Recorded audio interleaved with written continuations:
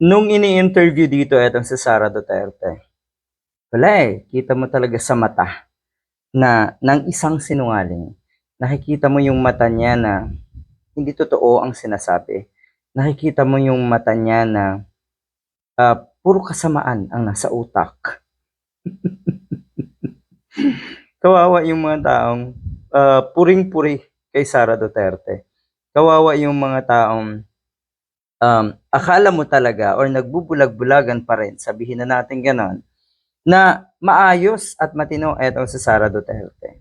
Totoo, baliw po 'yan. Hindi naman kung ikaw ay matino, makikita mo 'yan. Malalaman mo 'yan. Pero kasi siyempre ang mga diehard, alam natin na hindi matitino. Kaya ang pagkakakilala nila kay Sara Duterte ay maayos. Eto, tungkol doon sa usapin na kuno ay nambato siya ng laptop, siguro naman eto ay hindi uuso kung walang pinanggalingang apoy. Hindi ka kilala na mabuting tao, Sara Duterte, sa mga matitinong kababayan natin.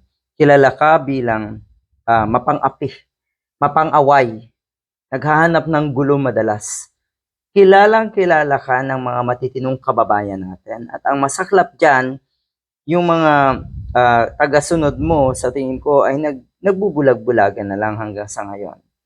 Darating ba sa punto na kayo ay matatauhan? Sana. Pero kung hindi na, good luck. Hindi daw siya ng bato. Hindi daw siya ng bato ng laptop. Totoo ba? Totoo to? Talaga naman kasing hindi pwedeng aminin. Wala namang inaamin etong si Sara Duterte. Ang kadalasan niya na inaamin ay yung mga mabubuti tungkol sa kanya na ang totoo, yun ang kasinungalingan at kabaliktaran. O dito tuloy na napagtanto ng mga kababayan natin na lalong wala kang kakayahan na pamunuan ang ating bansa dahil sa mga reasoning mo dito sa issue na ito na pagbato nga daw ng laptop. Hindi daw siya gumagamit ng laptop. Hindi daw siya marunong mag-computer.